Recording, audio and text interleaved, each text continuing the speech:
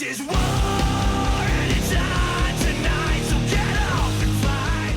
Get up and fight. Alright, YouTube. Wanted to show you some tricks I've learned playing Pump. Problems with rollouts. If you play Pump, especially with like a sniper style pump gun, you'll know that there's no detents to stop the ball from rolling out. So, without having a freak or some sort of insert kit, you know, like the Check It or Freak, or there's tons of others, or a barrel kit with different barrel backs, wanted to show you something I have been doing lately. There's two things. The first one is, I believe it's a teardrop, an old school teardrop from my girlfriend's sniper right there. If you'll look inside here, you'll notice three, like, let me get better light. You'll notice like 3 white marks, and what that is whiteout, and that is perfect for preventing rollouts. If you notice, it's a really snug fit, and I have to pop it through. Another one that I use is it's a tape mod on my UL. As you can see, you put the tape on the outside and fold it in. It works very well as well. You can see it's a really tight fit. I have to pop it through again. But as you see, it does roll all the way out once it gets past that. Same with this one. You'll see it'll roll all the way out. See. So now on a big bore barrel like this old school, it's a Die XL. Old school. I think they're 691s or 693s. Anyways, they're huge. I can actually see. I mean, the ball just goes right through it. No questions asked. I mean, you can actually see the space difference with the ball going through there. And this is evil that I shoot out of the field, so it's actually a decent size, and it just rolls right out, no problem.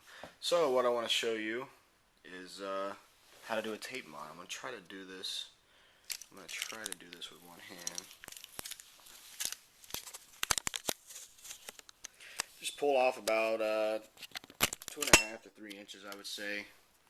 And what you want to do is, depending on what you decide you want to do, figure out what you want going into the barrel. So I'm going to do probably about half and half.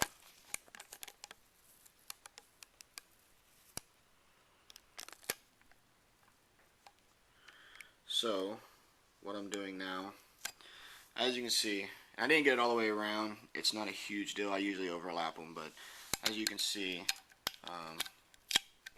what I've done here.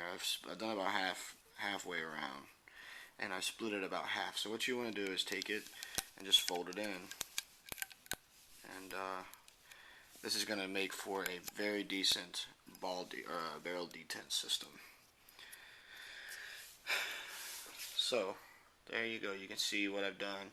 It is a little bit of a bear to remove, but what I've started doing is, after you would start to peel it from here and peel it around, anything that's left over, get a plastic, make sure it's plastic pin, and you can use that to kind of, I guess it sounds bad, but the best word I can think of is to kind of scrape it out.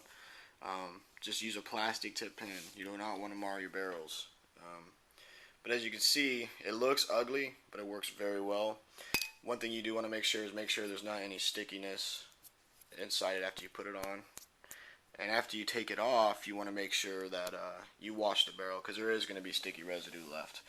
So let me put this die into Lindsay's autococker.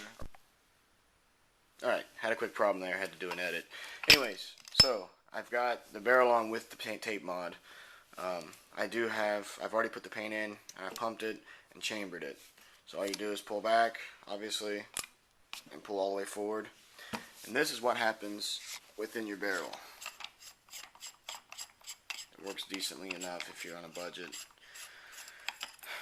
As you can see, the paint is literally halfway in, and it's in there. It's not falling through at all, and it's not moving.